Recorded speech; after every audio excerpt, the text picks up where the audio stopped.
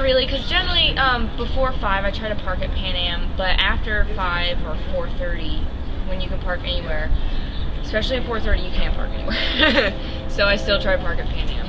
No, never. However, I have heard from other people that depends the time of the day that you get here.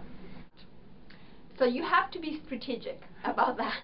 Not really. I park in areas that don't really require like a parking sticker, which are like up here by the AC, by the dirt lot, or right here, but it's during like lunch hour where everybody's like leaving and coming,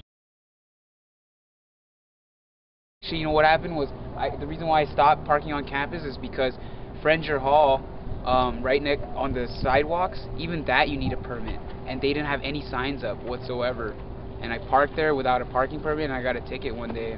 And also I actually went to parking enforcement, and I think the first ticket you get waived, but they told me that I had a prior ticket that I never even knew about, and I never got a ticket about, and I couldn't really argue with anything about that, so I had to pay the full $35.